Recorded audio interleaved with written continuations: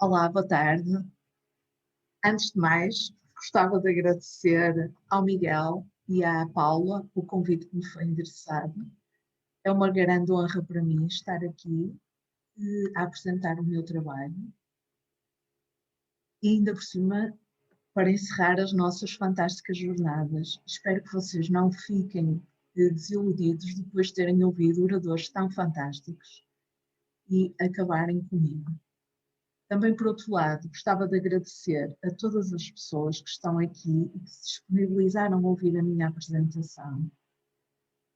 E depois de um dia de palestras, um dia cansativo, sendo eu a última e também sabendo que a seleção joga daqui a pouco e que estão todos impacientes para vir o futebol.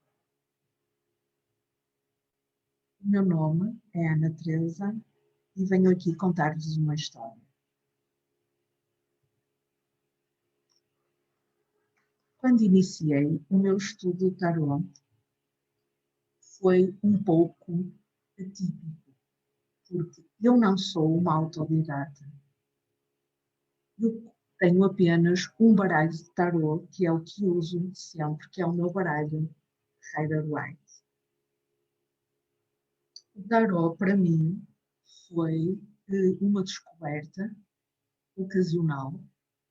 O Rider-Waite, quando eu entrei na loja para comprar o baralho para frequentar a formação, era o único que havia. Por isso é que eu escolhi o Rider-Waite. Por isso, o meu percurso começou de uma forma um bocadinho diferente daquilo que tem sido descoberto e falado aqui pelos outros colegas palestrantes.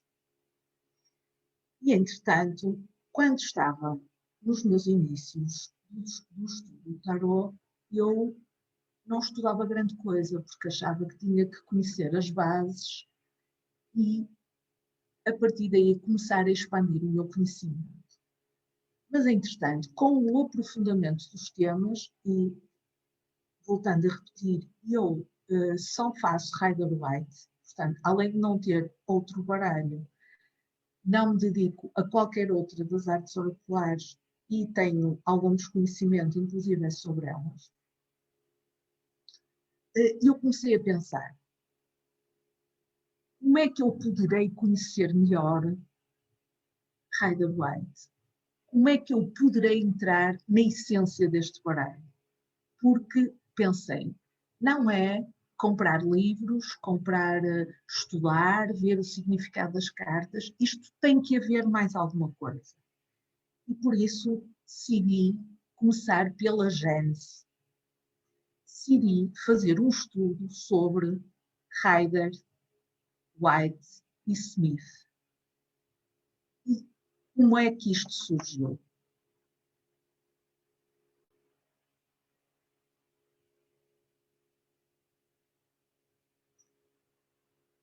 Arthur Waite foi o primeiro a empreender o estudo sistemático do ocultismo como uma tradição espiritual ocidental. Ele dedicou-se à escrita, tendo escrito muitos livros e artigos sobre alquimia, magia negra e trabalhos também sobre místicos famosos. Ele era filho de pai americano. Quando o pai morreu, a mãe, como era inglesa, voltou para junto da família. E Waite viveu a sua vida aí. Juntou-se à Ordem de Golden Dawn em 1891. Ele interessava-se pelo tarot, conhecia o tarot? Não. Foi quando conheceu Eliphas Levi, um ocultista famoso dos finais do século XIX, inícios do século XX, francês. Esse ocultista incorporou as cartas de tarot no seu sistema mágico e deu-lhes muita importância. Waite, como um grande ocultista, começou-se também a interessar pelo tarot. Durante esse interesse, o que é que ele descobriu? Descobriu que os baralhos existentes eram todos em francês ou em inglês. Não existia nenhum baralho em inglês. Eram todos franceses e italianos e muito pouco divulgados em Inglaterra. porque o tarot não estava divulgado em inglês. Então, ele começou a criar para si próprio a ideia de fazer um baralho em inglês. E mais do que isso, começou a criar a ideia de um baralho que fosse acessível a todos, e não apenas a alguns eleitos. Depois de eu ter estudado isto sobre Smith, sobre Waite, veio a minha grande dúvida. Por que é que Waite escolheu Smith? Por que é que Waite escolheu Pamela Colman Smith para ilustrar o que é o baralho mais difundido de todo o universo? Seria porque eram os dois filhos de pai americano? Mas a mãe de Pixie era da Jamaica, apesar dela ter voltado para a Inglaterra e ter vivido durante muito tempo em Inglaterra.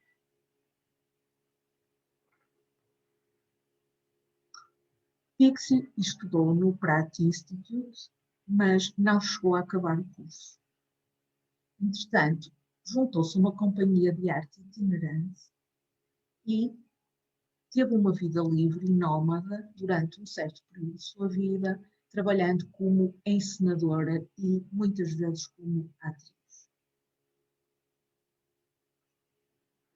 Mais tarde, estabeleceu-se em Londres como ilustradora. E qual foi o seu grande trabalho de vulto? O primeiro ilustrou os poemas de William Butler Yeats em 1898. A importância deste trabalho vem que William Butler Yeats era um poeta irlandês, dramaturgo e místico. Foi um dos maiores poetas da língua inglesa e foi vencedor do Prémio Nobel da Literatura em 1923. Venceu também, in exequo, o Prémio Gothenburg com Rudyard Kipling, que vocês conhecem como tendo escrito o Livro da Selva. Ganharam este prémio em 1934, depois de ambos terem vencido o Prémio Nobel, porque Kipling venceu o Prémio Nobel em 1907. Portanto, esta obra, esta ilustração do poema The Land of Heart's Desire foi uma coisa completamente inovadora e ocorreu em 1898.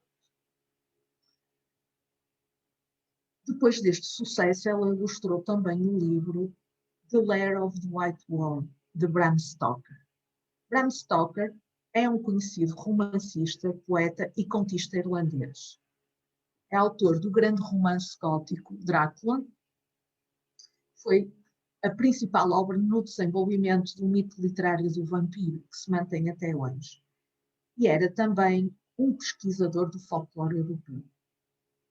Ambos estes escritores, assim como o pintor John Yeats, que era irmão de William Yeats, e outros, eram membros da Ordem de Golden Dawn.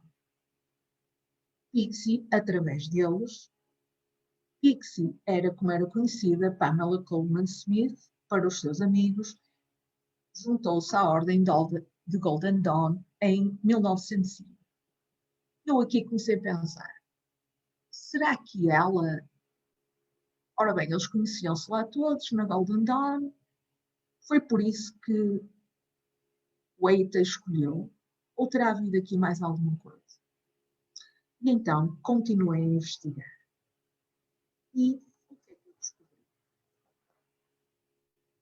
Pixie era conhecida por ter o que chamam uma segunda visão. Uma segunda visão porquê? Pixie era sinestésica e a sua sinestesia era em alto grau, juntando o que ouvia e representando graficamente. Ou seja, Pixie, quando ouvia uma música, conseguia ter imagens na sua cabeça e, como era uma grande ilustradora, conseguia transmitir essas imagens para o papel. Ela fez grandes trabalhos em obras de música clássica, nomeadamente de Mozart, Wagner, Bach, Schumann e Tchaikovsky. Foi pioneira também nesse trabalho. Ela também fazia teatro, como eu já disse, estava ligada também ao misticismo, porque fazia performances no seu estúdio de folclore jamaicano. E, portanto, o que é que aconteceu? Deduzi eu que foi por todos estes motivos e, entretanto, tive acesso a uma carta em que Arthur White descobriu precisamente Pamela Colman Smith, ou Pixie, doravante passamos a chamar, porque achou que ela tinha as qualificações e o talento necessários para compreender a sua obra. E então, em que é que eles se inspiraram? Os baralhos mais conhecidos nessa altura seriam o Tarot de Marselha também, e muitas vezes também apareceu o Visconti Sforza. Mas, nessa altura, deu-se outra grande coincidência na vida de Arthur White e Pamela Colman Smith. O seu conhecimento do tarot Sol à Busca. E como é que eles chegaram a esse conhecimento? O tarot Sol à Busca está datado de aproximadamente 1941 e é o único tarot que usa imagens pictóricas e que também tem todas as suas 78 cartas ilustradas. O tarot Sol à Busca pertenceu à mesma família, à família Sol à Busca, até 2008, onde foi comprado pelo governo italiano e exposto no museu. Existe apenas um baralho completo de Sol à Busca e 35 cartas não coloridas, que são detidas por vários museus. Essas cartas são feitas em cobre e depois pintadas, mas só essas do baralho Sol à Busca são pintadas, as outras têm apenas a gravação na placa. O Museu Britânico compra 4 dessas cartas em 1845. Nós sabemos que Waite era um grande frequentador do Museu Britânico, indo lá assiduamente fazer pesquisas e procurando inspiração para as suas obras. A família Sol à Busca fotografou integralmente o seu tarot a preto e branco em 1907. Houve uma exposição no Museu Britânico, nessa altura, dessas fotos das 78 cartas pertencentes à família Sol à Busca ilustradas. O Museu Britânico já tinha adquirido na sua secção de desenhos as 4 cartas não ilustradas, resolveu fazer uma grande exposição conjunta. De salientar que até 2008 não houve outra fotografia do tarot Sol à Busca original. Então, o que é que acontece? Nós temos Waite, frequentador do Museu Britânico, que vai ver esta exposição do tarot Sol à Busca e diz a Smith para ir também. E Smith vai lá, começa a inspirar-se no tarot Sol à Busca. Tenho aqui algumas imagens exemplificativas em que vemos, segundo a enciclopédia do tarot, como foi notória essa inspiração.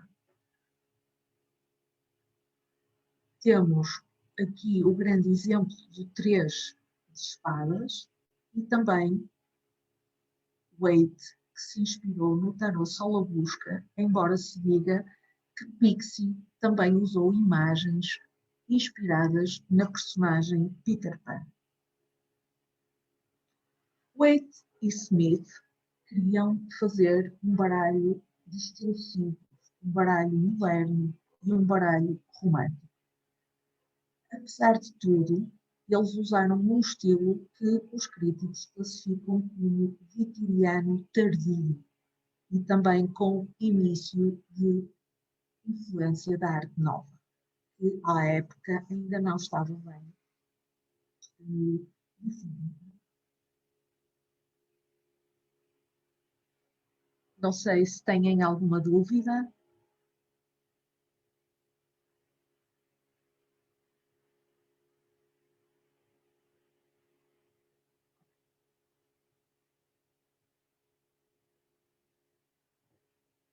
Pixie começou a fazer este trabalho aos 33 anos. Waite deu instruções muito precisas sobre os arcanos maiores.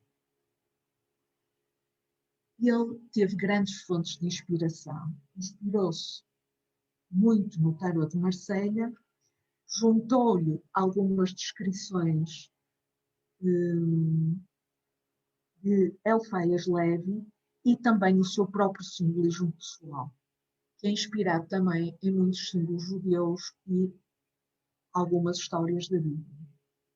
Quanto aos arcanos menores, que eram cartas que ele julgava serem não tão importantes, deu uma liberdade, uma grande liberdade a Pixie para ela representar os arcanos menores.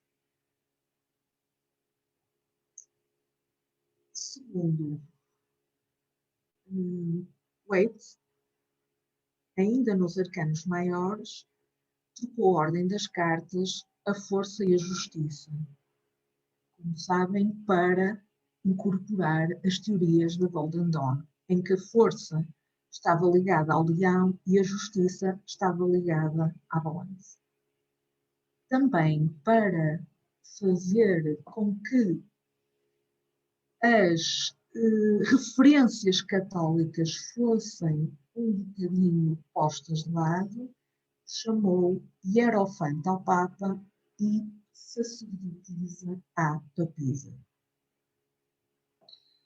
É desta altura uma célebre declaração de Arthur Waite em que diz que o simbolismo é a chave do verdadeiro tarot. Por isso, Waite queria ilustrar, e era o seu objetivo, ilustrar as cartas com símbolos, como eu já disse anteriormente, de forma a poderem ser lidos por todos, e não apenas pelos ocultistas, e não apenas pelos escolhidos.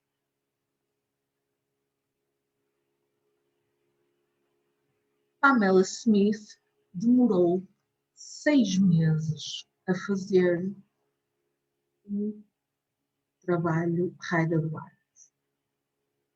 Entre abril e outubro de 1909 para ser publicado em dezembro de 1909. Em dezembro de 1909, desculpa. 6 meses para fazer 78 cartas e ainda a parte de trás, porque a parte de trás, decorada com rosas inglesas e lírios, foi também uma ideia de Pixie. Foi pela primeira vez publicado em dezembro de 1909 uma pequena edição limitada do baralho Waite Smith. Mais tarde, foi publicada pela editora Rider & Sons e custava 6 shillings na época. Notar que a editora Rider & Sons atualmente faz parte da Penguin Random House. Entretanto, em 1910, Waite publica o seu célebre guia do tarot. Sob este formato, The Original Rider-Waite. Eu também foi um livro que decidi comprar, porque para o meu estudo do baralho Rider-Waite, nada melhor que a sua interpretação original descrita pelo autor. Depois, nas edições subsequentes, este livro acompanhou o baralho na segunda edição, que foi posta cá fora em março de 2010. Em 2011, peço desculpa, em 1911, houve uma edição mais aperfeiçoada em que Waite publicou um aperfeiçoamento ao seu livro The Original Rider-Waite Key to Tarot, publicando The Pictorial Key of the Tarot. Qual era a grande diferença?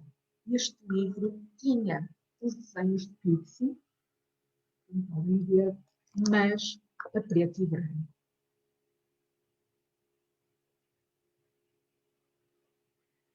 Gostaria também de salientar que os desenhos originais de Pixie não existem já, e mesmo da edição original sem o livro, que foi de 1909, também restam muito poucos exemplares. Havendo mais exemplares da edição de março de 1910, acompanhada pelo livro.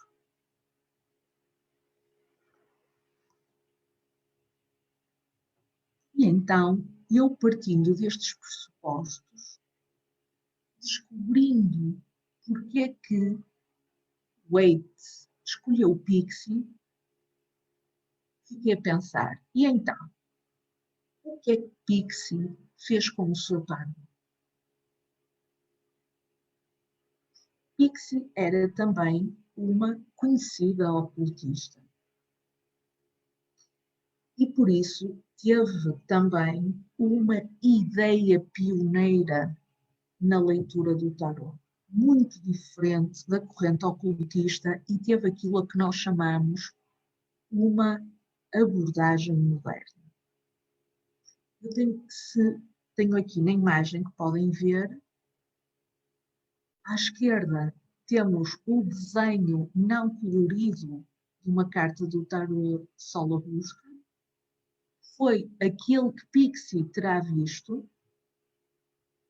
E também à direita temos agora a imagem que ela poderia ter visto se os Sol à Busca divulgassem as suas ideias, porque não se esqueçam que na época em que as fotos foram tiradas, no início de 1900, todas as fotos foram tiradas a preto e branco. Entretanto, eu fui fazer mais uma pesquisa e descobri o que é que Pixie disse sobre a interpretação do tarot. As suas palavras estão apresentadas aqui para vocês lerem. Isto era como ela achava que se devia ler o tarot. Note the dress. Note the type of face. See if you can trace the character in the face. Note the pose. First watch the simple forms of joy, of fear, of sorrow. Look at the position taken by the whole body. After you have found how to tell a simple story, put in more details. Learn from everything, see everything, and above all, feel everything. Find eyes within, look for in the door into your known country. Então, o que é que Pixie aconselhava? Pixie aconselhava aquilo que eu vim aqui fazer hoje, que é contar-vos uma história. Qual era o método que Pixie usava para interpretar as suas próprias cartas? Isso está descrito e ela primeiro dizia que devíamos descrever literalmente a carta. Ou seja, o que é que nós vemos? Olhamos para lá e vemos o quê? Depois, tínhamos que dizer o que é que pareciam ser as emoções, o estilo e as atitudes das personagens. O que é que eles estavam a fazer? E depois ela dizia que nós tínhamos que incorporar-nos na carta, tínhamos que nos pôr a nós no lugar daquela personagem que estava na carta. E aí nós íamos passar as fronteiras, íamos ser capazes de contar uma história sobre aquilo que estava a acontecer, mesmo na verdadeira pessoa, porque éramos nós éramos aquela carta, nós éramos a carta, o personagem, e estávamos lá num mundo encantado de Pixie. E, portanto, iríamos ver coisas que nunca saberíamos que existiam. E, portanto, iríamos saber se aquilo era importante para nós e como é que as iríamos interpretar, já que todos sabem que estamos a falar uma linguagem de símbolos.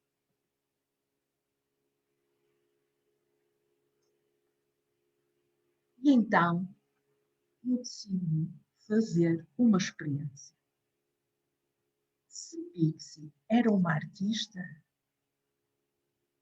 e queria que nós olhássemos para as tiragens como se interpretássemos um quadro, como é que iríamos fazer? O que é que nos levaria a esse caminho?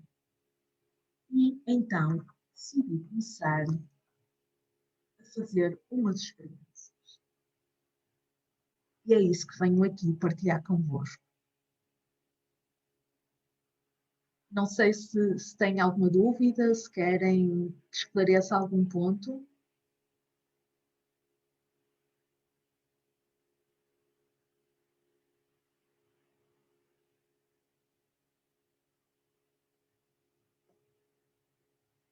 Então decidi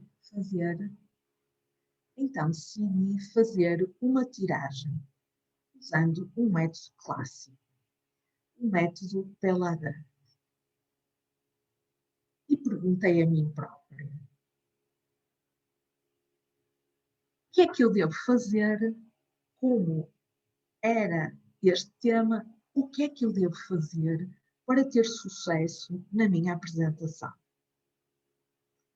Estas são as cartas que me saíram. Ao lado tenho um esquema, todos, ou penso eu que todos os que estão a assistir conhecem esta tiragem e conhecem as suas posições. É uma tiragem simples.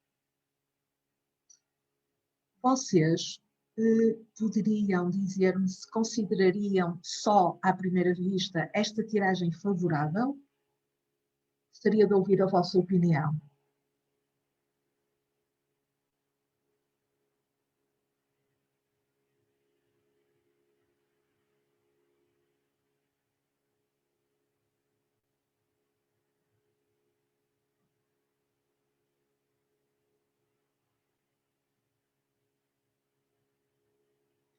Temos aqui o Miguel que está a dizer que sim, que considerava a minha tiragem favorável. Mais alguma opinião? A Paula também diz que sim, que é favorável.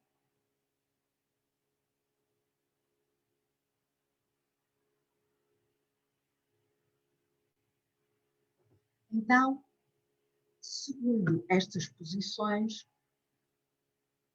vamos interpretar como se fôssemos Pixie.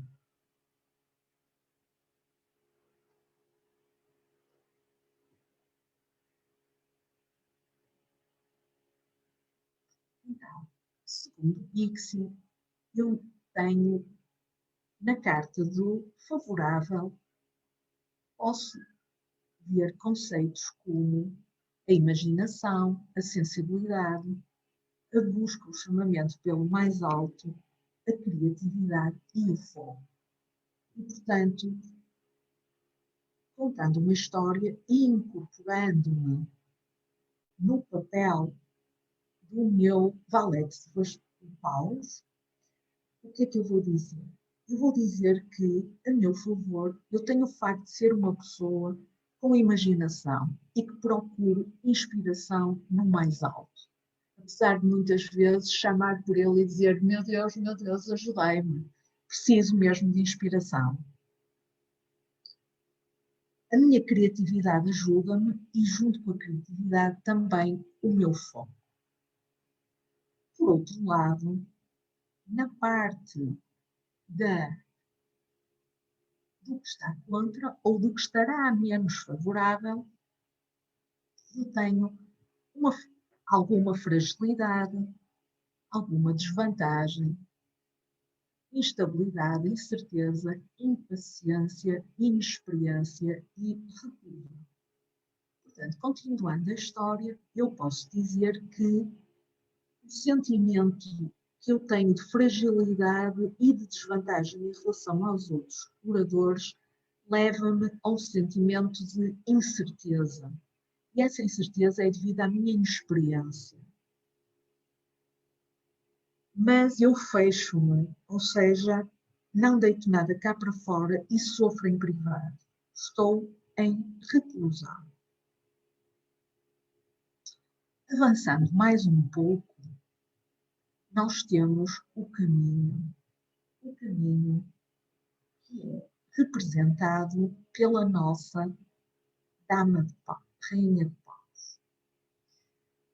Só uma nota, eu fiquei muito contente por ter sido escolhida a Dama de Paus para,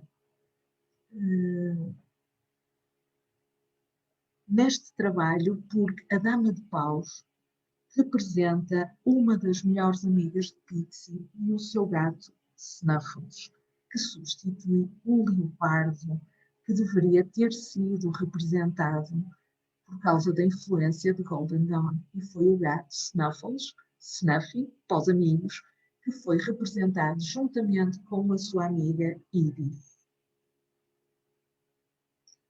Portanto, o meu caminho tem aqui vários conceitos, como o tempo, a estabilidade, a solidez, o mistério, a força de vontade. E então eu posso dizer que, tendo aquelas posições contra e a favor, o meu caminho faz-se com estabilidade e solidez de conhecimentos, vontade de desvendar os mistérios, consciência daquilo que sei e profundidade nos temas que abordo. É um caminho lento e para chegar aqui tive que conectar a cabeça com o coração. Estão ligados e estou virada para o futuro e aberta a novas experiências. Como resultado final, nós temos uma grande atividade interior, um inconsciente, a iluminação espiritual, a ação e a liberdade. Portanto, como resultado desta apresentação, eu poderei ficar com um aumento da minha liberdade interior e também da minha percepção do inconsciente. O meu espírito ficará mais iluminado e terei uma vontade grande de continuar nisto. E também terei uma sensação de libertação, porque quando terminar já me vai pagar a passar todo este stress.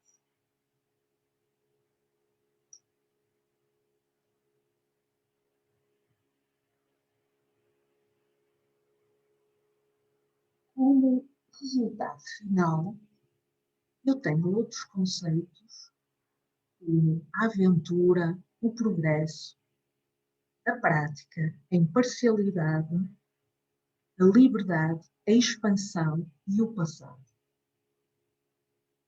E então, como o final da minha história nesta apresentação vai ser um grande desejo de aventura e de progresso, uma sensação de liberdade e uma vontade grande de praticar.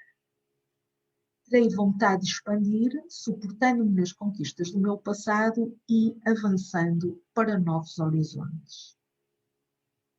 E então, seguindo o Pixie, como é que eu cheguei a estes conceitos? Alguma ideia?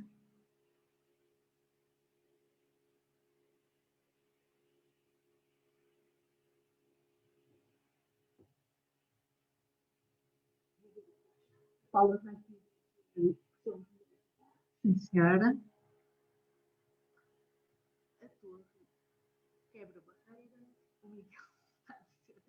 Vou fazer mais. E pergunta pelas coisas. Exatamente. Muito bem, Miguel, muito obrigada. Eu fiz um estudo sobre a utilização das cores em Rider-Waite. Fiz um estudo porquê? Porque no início desse estudo eu descobri que as cores que Pamela Smith usou, Pamela Smith pintou o papel em aguarela, não são as cores que são atualmente utilizadas, na sua grande maioria, nos baralhos Rider-Waite. Há uma alteração de cores e de fundos. E então fui pegar num baralho Rider-Waite o mais aproximado possível do original, daquele que fiz Pixie, e comecei a estudar as cores e aquilo que elas significam na simbologia de Pixie. Então, eu tenho que ver, além do que é que as cores significam para Pixie, tenho que ver o que é que as cores me fazem sentir a mim. Porque se repararem, Pixie usa um naipe de cores muito restrito. Nós podemos pensar que há montes de cartas e 500 mil cores, mas não é assim. Pixie usa um naipe de cores restrito, com significados simbólicos muito precisos, em que ela usa, e também usa muitas vezes pequenos apontamentos apenas de uma só cor. Então, para chegar a essas conclusões, eu comecei a estudar uma das cores mais usadas por Pixie. Quase todas as cartas de tarot têm amarelo, fundos amarelos, roupas amarelas, detalhes amarelos. E isto o que quer dizer? O amarelo faz-nos logo lembrar a luz. Pixie descreve o amarelo como a cor da luz e também a cor do dinheiro, porque era a cor do ouro. O ouro significava riqueza.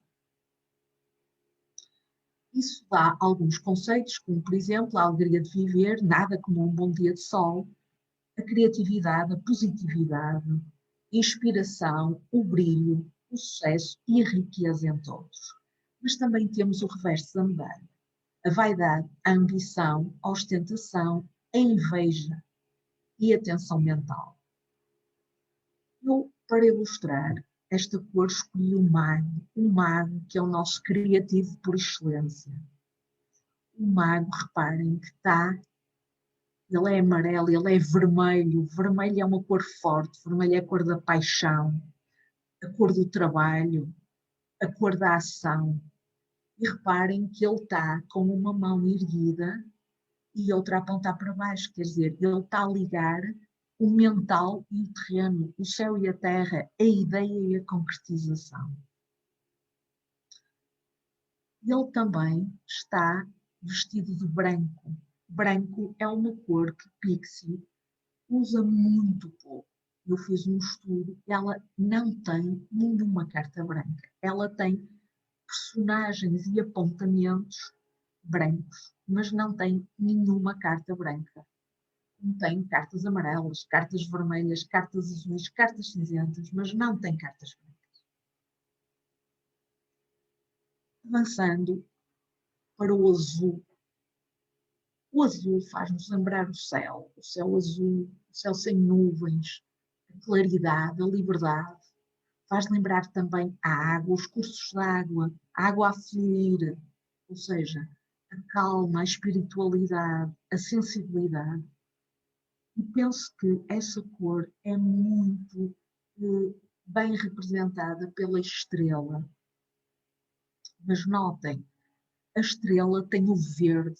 O verde é uma cor que em Pixie significa a primavera, significa novas coisas, pode significar até alguma inexperiência, mas significa o progresso, porque é a primavera que vai evoluir e que se vai transformar em verão, e o verão são frutos, e frutos são conhecimento. Em contrapartida, temos também alguma passividade e preguiça e inércia. Depois temos o cinzento. Pixie usa muito o cinzento. Muito, muito. Tem muitos fundos em cinzento e, na sua grande maioria, as cartas do naipe de espadas usam sempre tons de cinzento. O cinzento remete-nos para o nevoeiro e há algumas cartas, como por exemplo, a que vimos atrás, a torre, que tem mesmo as nuvens no céu, naquele nevoeiro e a vermos as imagens através dela. O nevoeiro transmite-nos o inconsciente, a incerteza, o mistério, o que é que se esconde por trás do nevoeiro. Mas também é uma cor que nos transmite neutralidade, nos transmite indiferença, imparcialidade e mesmo alguma austeridade. Muitas destas características estão muito representadas no naipe de espadas, que eu aqui ilustro, e especialmente no 2 de espadas, que é a carta mais cinzenta. Dentro dos cinzentos, em que vocês veem que temos muito poucos apontamentos de outra cor.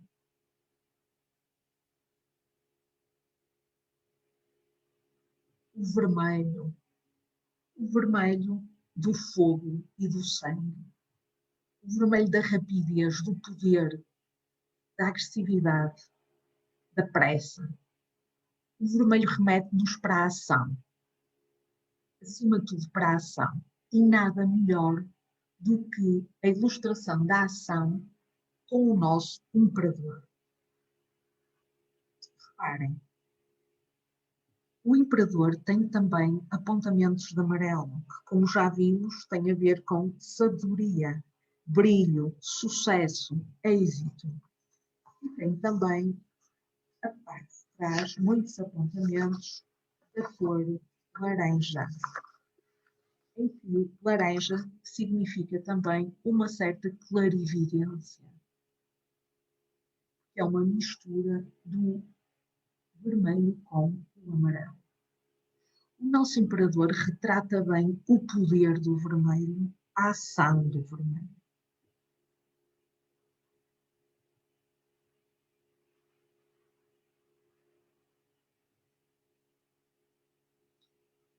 O verde leva-nos para a primavera, para o nascimento das coisas, para a juventude, para a fertilidade, para o progresso.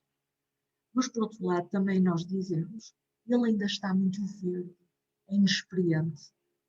A imaturidade também é representada pela cor verde. E pode ser também alguma soberba. Acha que sabe, mas pode não saber muito bem.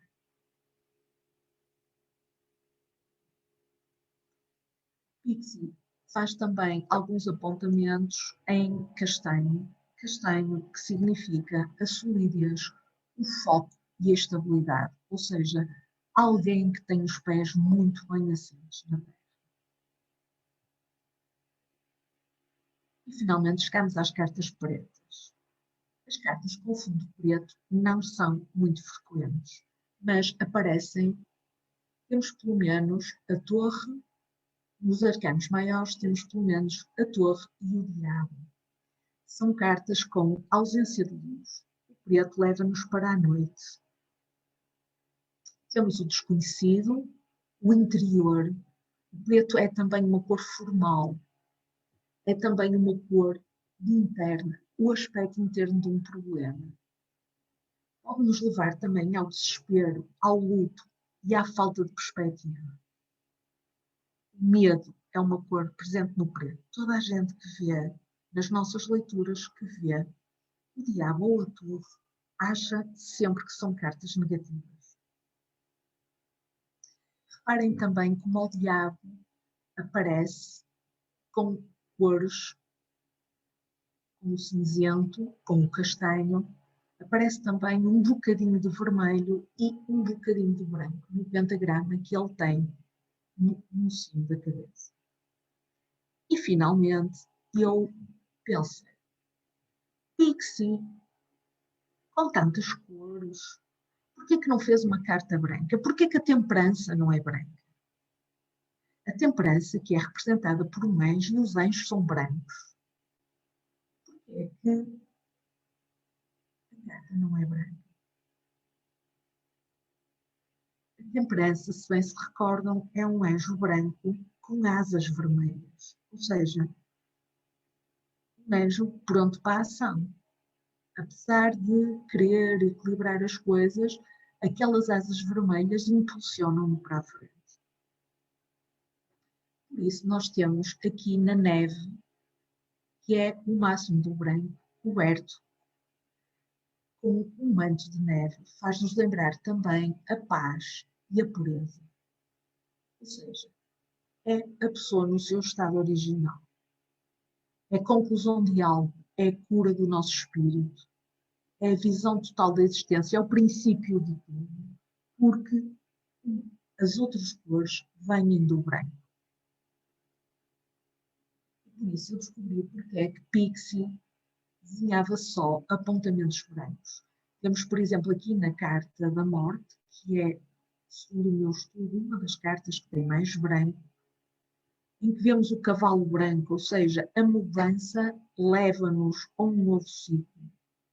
É um novo ciclo em que vamos entrar outra vez no estado original e, mais cedo ou mais tarde, vamos ficar com o nosso espírito curado.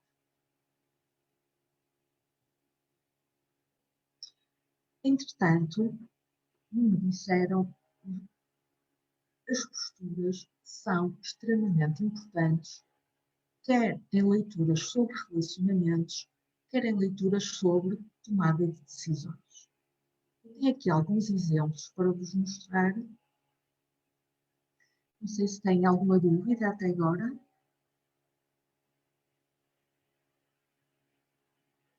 A nossa primeira carta a favor temos o Pajem de Paus. O Pajem de Paus olha para cima. Portanto, nota-se aqui, quando olha para cima, é uma desorientação. Normalmente é indicativo de uma desorientação e de uma chamada pelo alto. Ou seja, meu Deus, agora o que é que eu faço? Pode significar também vantagem no poder, ou seja, eu acho que tenho uma vantagem sobre ti, vejo-te lá de cima.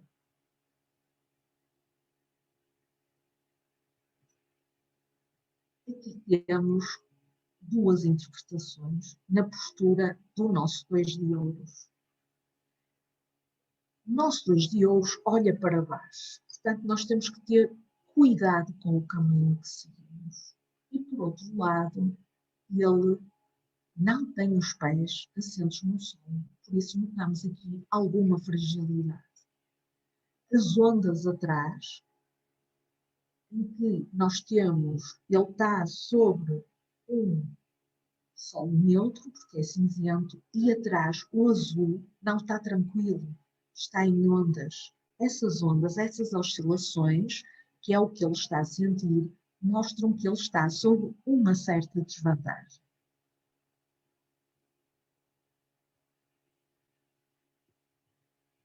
Aqui, a nossa amiga, Rainha de Paus, é? Como eu já disse, com o seu gato Snuffles. A nossa Rainha de Paus olha para a direita, por isso olha para o futuro, e olha para o futuro com confiança, com estabilidade. Porquê? Tem os dois pés assentos no solo. Mas, por outro lado, estamos a falar de uma concretização lenta. Porquê? Porque se falarmos na parte temporal, ela está sentada. Portanto, ela como está sentada, se formos ver em questão de tempo, qualquer leitura que se faça é mais lenta. E também sabemos que ela vai ter ajudas às vezes inesperadas, porque vemos o seu gato, Snuffles, está numa posição vigilante.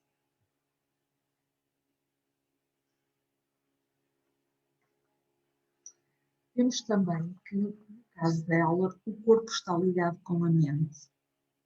E porquê que eu digo isto? Porque a túnica dela não tem um cinto, ou seja, não tem uma interrupção entre o corpo e a mente.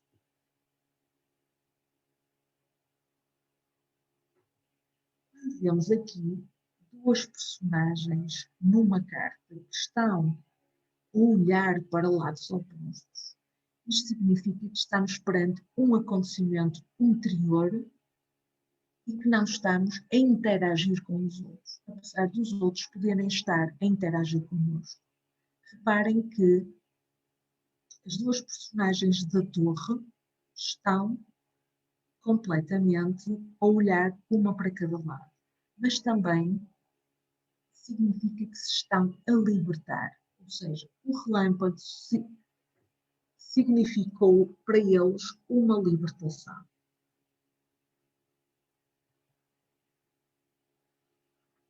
Aqui, o nosso personagem está a olhar para o lado esquerdo, está a olhar para o passado. Mas ele está preso ao passado? Não, não está preso ao passado porque ele tem o símbolo do mundo na mão. E também olha para o horizonte e nós vemos um horizonte calmo.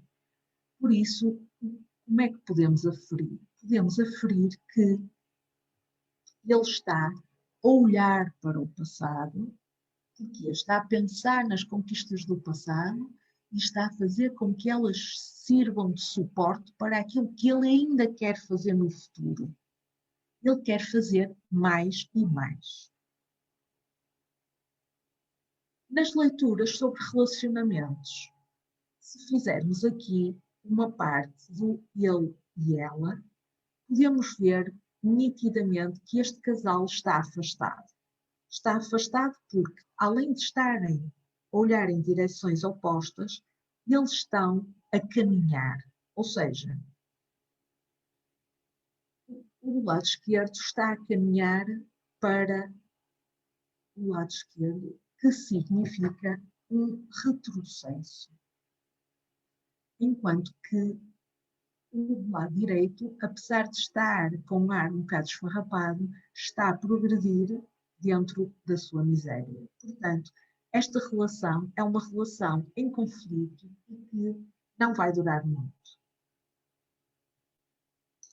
Aqui temos as duas personagens a olhar para a frente, ou seja, podemos dizer que estão a encarar o futuro, estão a encarar o presente sem preocupações, têm um domínio da consciência, mas também poderá querer dizer que é necessário verem o que é que está a acontecer à sua volta, porque eles neste momento estão a ignorar.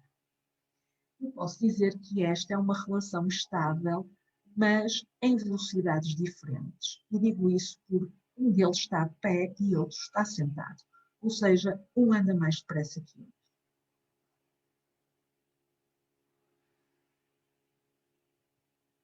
Aqui, continuando a falar sobre relacionamentos, a coisa está a melhorar, eles estão a olhar um para o outro, ou seja, têm algo em comum, sentimentos comuns, mas há um desnível entre eles. Há algo que um é mais do que outro. Um está a cavalo e outro está a pé, ou seja, um está numa posição mais elevada que o outro. Poderá exercer algum tipo de domínio sobre o outro, quer seja emocional, quer seja monetário, quer tenha a ver com a vida prática. Não há uma interação tão chegada como isso. Finalmente, temos aqui uma leitura para problemas, como eu vos disse, em que eu ontem à noite, quando estava a terminar este trabalho, fiz aqui uma leitura de 3 cartas intuitiva, em que este método de Pixie é muito bom para interpretar. As 3 posições foram o problema, o caminho e o resultado final. Neste tipo de leitura, o maior enfoque tem que ser dado à carta do meio. E eu vejo a carta do meio que está a galopar, que é mesmo o termo, a mover-se ativamente para a carta do problema. E a carta do problema está com os olhos tapados. Quando os olhos estão tapados ou vendados, acontece muito no naipe de espadas, quer dizer que há um bloqueio mental e uma incapacidade de ver as coisas com clareza. Ou seja, o caminho para a resolução do problema está na visualização do problema. Isto é o que esta tiragem nos diz. Quando está de costas, significa que, apesar do sofrimento, porque reparem, ele tem as espadas espetadas, apesar do sofrimento, ele olha em frente e em frente está uma paisagem tranquila. Apesar do sofrimento, é preciso deitar tudo para trás das costas e avançar.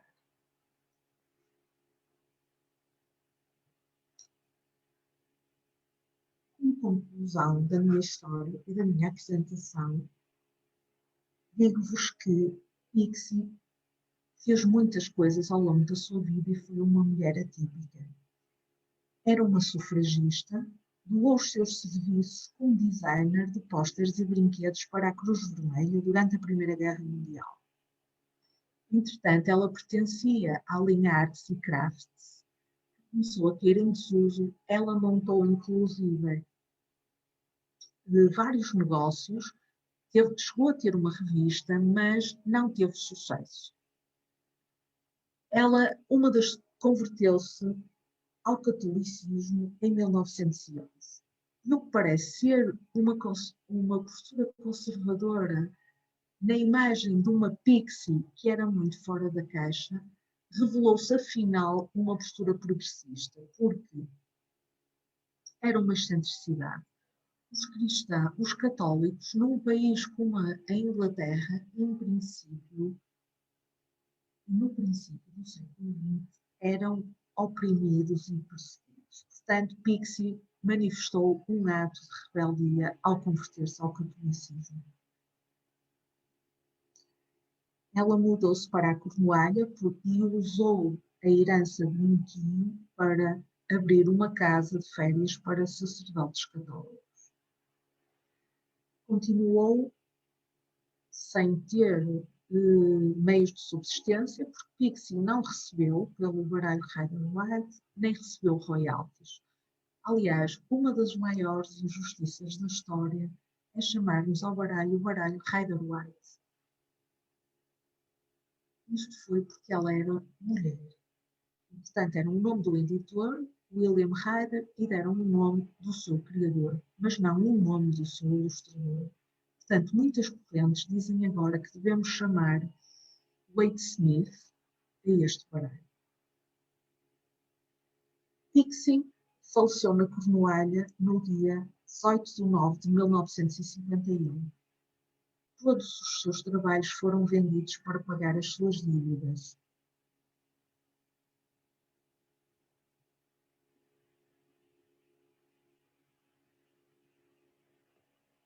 Assim termina a minha história. Muito obrigada por me terem escutado. Não sei se têm alguma dúvida.